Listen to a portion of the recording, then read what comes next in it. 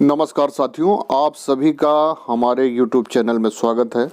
तो आज आप सबके लिए एक बहुत बड़ी खुशखबरी लेके आए हुए हैं कि जैसा कि आपको पता है कि ANM, GNM, staff nurses, BSc nursing, CHO, mentor और सभी नर्सिंग स्टूडेंट और जो नर्सेस के अनएम्प्लॉयड यानी कि बेरोजगार हैं, आउटसोर्सिंग और एजेंसी पे काम कर रहे हैं, उनको हर कदम पर बड़ी बड़ी समस्याओं का सामना करना पड़ता है। लेकिन अकेले होने के वजह से वो बेचारे कभी कंप्रोमाइज़ कर लेते हैं, कभी टूट जाते हैं, कभी घर पर बैठ जाते हैं।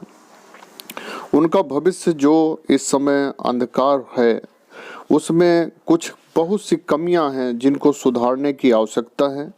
और जहां पर नहीं सुधर सकता है वहां पर सभी लोग एकजुट होकर इसके लिए प्रयास करके हम लोग उस समस्या को दूर कर सकते हैं। जैसा कि आपको पता है कि प्यास लगने पर कुआं नहीं खोदा जा सकता, लेकिन यदि आप पहले से उस आने वाले खतरे से लड़ना चाहें, उसमें सुधार करना चाहें तो आप सुधार कर सकते हैं। इससे आपको तो फ़ायदा मिलेगा, साथ में जो आने वाले नर्सेस फील्ड के लोग हैं उनको बहुत फ़ायदा मिलेगा। संगठन पिछले 10 साल से भी अधिक समय से कार्य कर रहा है, जो कि एक रजिस्टर्ड संस्था है। और आप सभी के लिए बहुत बड़ी खुशखबरी है कि आप संस्था से सदस्य के रूप में जुड़ सकते हैं, पदाधिकारी के रूप में जुड़ सकते हैं, जिला स्तर, मंडल स्तर, प्रदेश स्तर पर।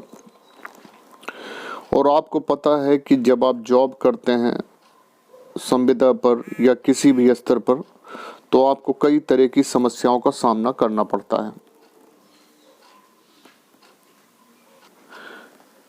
इन्हीं समस्याओं से बचने के लिए ये संगठन पिछले 1 दशक से ज़्यादा समय से कार्य कर रखा है और बहुत बड़ी संख्या में लोग इस पर भरोसा व विश्वास करते हैं। हर समय हर समस्या पर आपके कंधे से कंधा मिलाकर चलने वाली संस्था संयुक्त नर्सेस वेलफेयर एसोसिएशन। तो इसमें आप मेंबर बन सकते हैं। उसमें आपको जो डिटेल देना है, नाम, father's name, husband name, date of birth, address, male female, district, state, contact number और क्वालिफिकेशन देने हैं। और संस्था के अपने चैनल हैं, यूट्यूब चैनल है, जिसके माध्यम से आपको कोई जो भी नई वैकेंसियां निकलती हैं उनके बारे में, प्लस जो शासनादेश आते हैं, जो समस्याएं नर्सेस पे आ रही हैं, आने वाली हैं, उन सब से संगठन अवगत कराता है। और यूट्यूब के माध्यम से, फेसबुक, ट्विटर सभी के माध्यम से आप सभी को जागरूक करता है। तो इसकी जो मेंबरशिप फीस है उसके बारे में मैं ये स्क्रीन पे आप देख सकते हैं। तो आईएफएससी कोड दिया हुआ है और अकाउंट नंबर दिया हुआ है, रजिस्ट्रेशन फ़ी दी हुई है। तो इसमें आप फीस जमा कर आप सदस्य बन सकते हैं। और यदि आप कार्य करना चाहते हैं प्रदेश स्तर, जिला स्तर, मंडल स्तर पर, आपको लगता है कि आप भी लोगों की सेवा करके आप सुख उठाना चाहते हैं, आपको सेटिस्फैक्शन मिलता है दूसरे की मदद करके, तो आप ज़रूर संगठन में पदाधिकारी रूप में आएँ। इससे आपको तो फ़ायदा मिलेगा, प्लस आप दूसरों की हेल्प भी कर सकते हैं। तो जैसा कि आपको पता है, जैसे संविदा नर्सेस हैं या तो इनको कार्यस्थल पर वेतन के संबंधित, हस्तांतरण, सेवा संबंधित, और बेरोजगार नर्सों को रोजगार व अन्य नर्सेज को कैरियर, नई भर्तियां, शासनादेश की जानकारी, कानूनी सलाह व सहायता, सभी तरह की चीज़ें आपको मिलेंगी।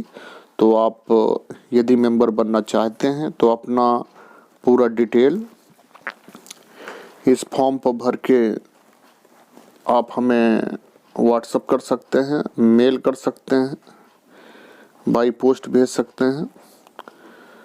तो ये अकाउंट नंबर दिया हुआ है और प्लस आपको ये पूरा डिटेल भर के भेजना है। सभी का हमारे संगठन में स्वागत है, अभिनंदन है।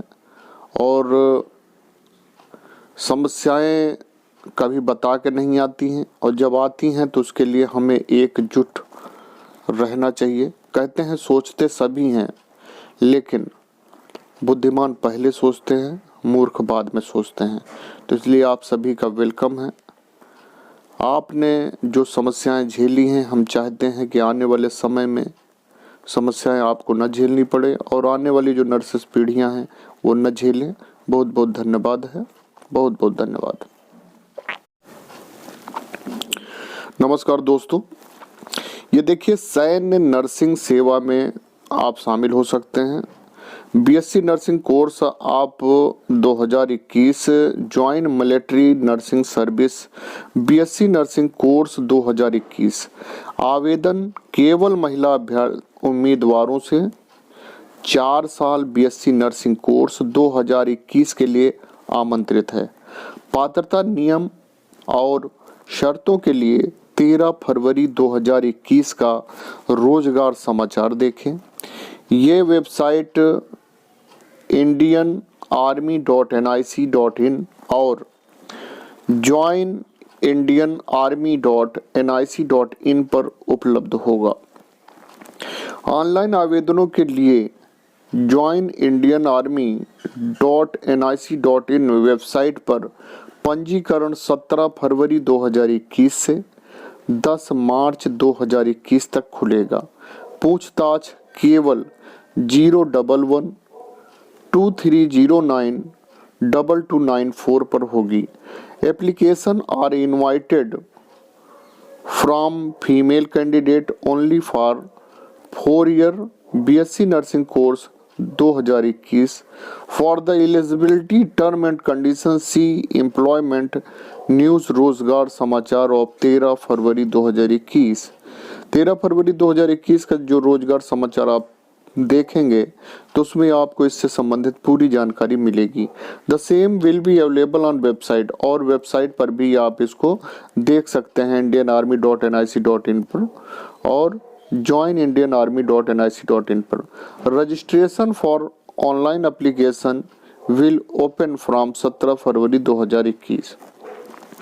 रजिस्ट्रेशन 17 फरवरी 2021 से स्टार्ट हो जाएंगे, 10 मार्च 2021 तक चलेंगे। किसी भी क्वेरी के लिए आप इसमें नंबर दिया हुआ है 011-2309-2294, इस पर जाकर आप अपना रजिस्ट्रेशन कर सकते हैं। इससे जानकारी लेके आप फॉर्म डाल सकते हैं। बहुत बहुत धन्यवाद। जो हमारे चैनल पर अभी नए विजिट कर रहे हैं उनसे निवेदन है कि चैनल को सब्सक्राइब कर लें, बेल आइकन दबा लें। बहुत बहुत धन्यवाद है। आपको स्वास्थ्य विभाग से जुड़ी सभी खबरें मिलती रहती हैं। बहुत बहुत धन्यवाद। अभ्युदय योजना के लिए पंजीकरण प्रक्रिया स्टार्ट हो गई है, तो इसके बारे में हम आपको पूरा अभ्युदय योजना के लिए कैसे पंजीकरण करना है वो हम आपको बताते हैं। तो ये मंडल स्तर पर निःशुल्क परीक्षा होगी पूर्व प्रशिक्षण केंद्रों में।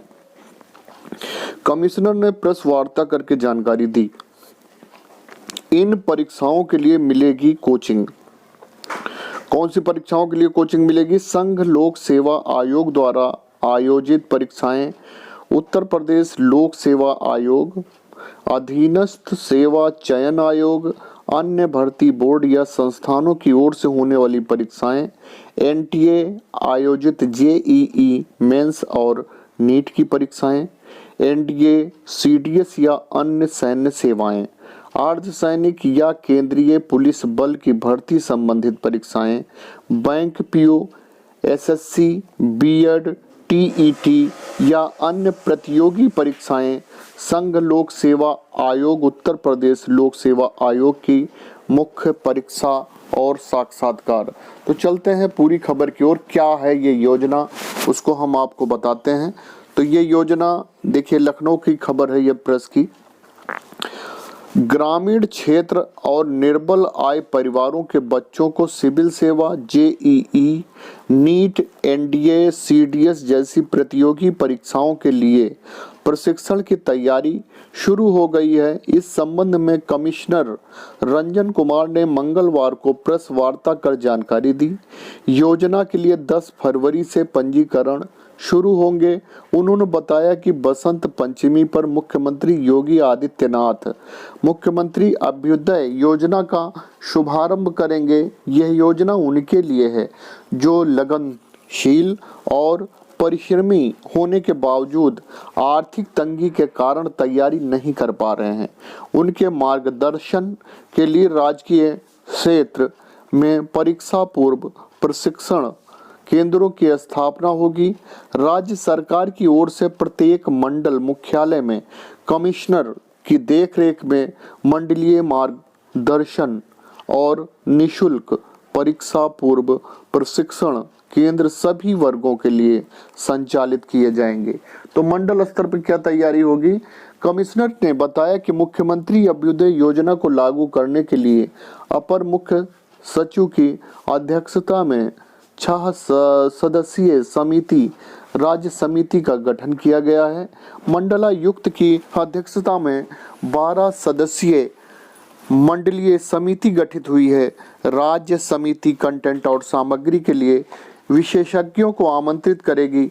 यह समिति शिक्षण कैलेंडर बनाएगी, साथ ही विभिन्न प्रतियोगी परीक्षाओं से संबंधित सामग्री वीडियो तैयार कराएगी। कमिश्नर की ओर से कर्मचारी कोर्स कोऑर्डिनेटर आउटसोर्सिंग के माध्यम से रखे जाएंगे। तो ये बहुत अच्छी खबर है उन निर्बल वर्ग के बच्चों के लिए जो टैलेंटेड तो हैं लेकिन धन की कमी की वजह से वो बड़ी भर्तियों की तैयारी नहीं कर पाते हैं। तो आप इस अभ्युदय योजना का लाभ उठाकर अपने सपनों को साकार कर सकते हैं। ऐसी ही खूबसूरत खबरों के लिए अगर आप बने रहना चाहते हैं तो हमारे चैनल को सब्सक्राइब करें, बेल आइकन दबाएं। बहुत बहुत धन्यवाद है आप सब। नमस्कार साथियों, तो मानदेय की बात आई तो दिखा रहे बाहर का रास्ता। कोरोना के दौरान मेडिकल कॉलेज में आउटसोर्सिंग पर रखे गए थे कर्मचारी। तो ये खबर गोरखपुर की है कि कोरोना काल में जहां हर कोई अपनी जान बचाने में लगा था, वहीं आउटसोर्सिंग के सैकड़ों कर्मचारी कोरोना संक्रमितों की सेवा में लगे थे। उनको भी डर लग रहा था, लेकिन फिर भी उन्होंने संक्रमितों की सेवा की। डॉक्टरों संग कदम से कदम मिलाकर चले। जब मरीजों से अपने तक मिलने से घबराते थे, तब आउटसोर्सिंग और संविदा के कर्मचारी उनकी दवा इलाज में लगे थे। अब जब कर्मचारियों ने बीआरडी मेडिकल कॉलेज प्रशासन से पिछले 6 महीने का मानदेय मांगा तो उनसे यह कहा गया कि आप सबका काम खत्म हो गया है। मानदेय के नाम पर अभी तक सिर्फ 10,000 रुपये ही मिले हैं। आउटसोर्सिंग के कर्मचारियों का कहना है कि जब जान हथेली पर रखकर काम करने वाला नहीं मिला तो हम लोगों को फौज की तरह वार्ड में लगा दिया गया। अब ये कहा जा रहा है कि ड्यूटी खत्म हो गई। ये कैसी व्यवस्था है, कैसा न्याय है? मेडिकल कॉलेज में आउटसोर्सिंग पर 200 से अधिक कर्मचारियों को रखा गया है। इनमें nurse, ward boy, technician, electrician आदि शामिल हैं। नियुक्ति के दौरान इनसे कहा गया था कि कोरोना वार्ड में ड्यूटी करनी है और बाद में अन्य वार्ड में ड्यूटी लगा दी जाएगी। 6 महीने के में सिर्फ 10,000 रुपये इनको मिला है। अब मेडिकल कॉलेज प्रशासन इनसे कह रहा है कि कोरोना के मरीज अब नहीं रहे, ऐसे में आप सबका काम खत्म हो गया है। ये सुनकर आउटसोर्सिंग के सैकड़ों कर्मचारी आपा को बैठे। उनका कहना है कि एक समय हम लोगों को कोरोना योद्धा कहा जा रहा था और अब हमें काम से निकाला जा रहा है। कई ने तो यहाँ तक कहा कि हम लोगों से कहा गया था कि कम से कम 5 साल तक काम करना है। सरकार भी हम लोगों को कोरोना योद्धा के श्रेणी में रखी थी और काम ले रही थी, लेकिन अचानक ये कहा जा रहा है कि आप सबका काम खत्म हो गया है। हम आउटसोर्सिंग के कर्मचारी कोरोना मरीजों की सेवा कर रहे थे, वह भी अपनी जान हथेली पर रखकर। तब हमारी वाहवाही की जा रही थी और अब क्यों काम से निकाले जाने की बात की जा रही है? यहाँ यह भी बता दें कि इन सभी को कोरोना की वैक्सीन हाल ही में लगवाई गई थी। कई आउटसोर्सिंग के कर्मचारियों का कहना है कि कठिन परिस्थितियों में हम लोगों से काम लिया, अब दूध की मक्खी की तरह बाहर निकाला जा रहा है। मेडिकल कॉलेज में जब अधिक कर्मचारी थे तो वे हमारी नियुक्ति क्यों कोविड वार्ड में की? ज़्यादातर आउटसोर्सिंग के कर्मचारी गोरखपुर के बाहर से हैं, किराए का मकान लेकर रहते हैं, लेकिन मानदेय न मिलने से उनकी अलग की समस्याएं हैं। अब उनको नौकरी से निकालने की बात कही जा रही है। जान हथेली पर रखकर लगभग 6 माह तक सैकड़ों नर्स, वार्ड बॉय, टेक्नीशियनों ने जान हथेली पर रख कर कोरोना मरीजों की सेवा की। 6 माह की ड्यूटी के दौरान सिर्फ 10,000 रुपये मिले कोरोना कर्मचारियों को। तो ये जो यूज एंड थ्रो की टेक्निक इस्तेमाल कर रही सरकार की, वो निंदनीय है। समस्याएं ऐसी आती रहेंगी, लेकिन कर्मचारियों के प्रति इस तरह का रवैया निंदनीय है। सरकार से निवेदन है कि इनको और इनका भविष्य सुरक्षित रखा जाए, क्योंकि इन्होंने देश पर आई मुसीबत के समय साथ दिया है। और जो लोग हमारे चैनल पर अभी नए विजिट कर रहे हैं, कृपया चैनल को सब्सक्राइब करें, बेल आइकन दबाएं। बहुत बहुत धन्यवाद है आप सभी को। बहुत बहुत। बढ़ेगी दिक्कत, नर्सों ने की आंदोलन की घोषणा। तो ये लखनऊ की खबर है और इनकी मांगे क्या है कि पदनाम, केंद्र के समान भत्ते, नर्सेज के गृह जनपद में तैनाती, उच्च पदों पर पदोन्नति, चिकित्सालयों में पालना घर, संविदा या एजेंसी के माध्यम से कार्यरत नर्सेस को समान पद, समान वेतन व अन्य मांगों पर कोई सुनवाई न होने के पर प्रदेश की नर्सों ने आंदोलन की घोषणा की। 19 फरवरी से 27 मार्च तक काला फीता बांधने के साथ ही गेट मीटिंग व धरना प्रदर्शन करके आंदोलन करेगी। इसके बाद भी सुनवाई न होने पर आंदोलन के अगले चरण की घोषणा होगी। राजकीय नर्सेस संघ की कार्यकारिणी की बैठक विज्ञान भवन बलरामपुर अस्पताल में रविवार को आयोजित की गई, जिसमें चिकित्सा एवं स्वास्थ्य विभाग तथा चिकित्सा शिक्षा विभाग के पदाधिकारियों द्वारा प्रतिभाग किया गया। बैठक में प्रदेश के जनपद लखनऊ, झांसी, कानपुर, बरेली, आगरा, अलीगढ़, फिरोजाबाद, सहारनपुर, पीलीभीत, अयोध्या, बस्ती, गोरखपुर, प्रयागराज, बाराबंकी, कौशाम्बी आदि मंडलों, जनपदों के पदाधिकारियों ने प्रतिभाग किया, जिसमें सभी लोगों ने नर्सेज को कोरोना महामारी की लड़ाई में मुश्किलों का सामना करते हुए फ्रंट लाइन कोरोना योद्धा के रूप में नर्सिंग सेवाएं देने के लिए आभार व्यक्त किया और अपनी मांगें रखी, जो कि जायज़ हैं। सरकार को इन तरफ ध्यान देना चाहिए। बाकी इनसे संबंधित और भी कोई जानकारी आती है तो हमारा चैनल आपको देता रहेगा। जिन्होंने अभी तक हमारा चैनल सब्सक्राइब नहीं किया है तो सब्सक्राइब कर लें, बेल आइकन दबा लें। बहुत बहुत धन्यवाद।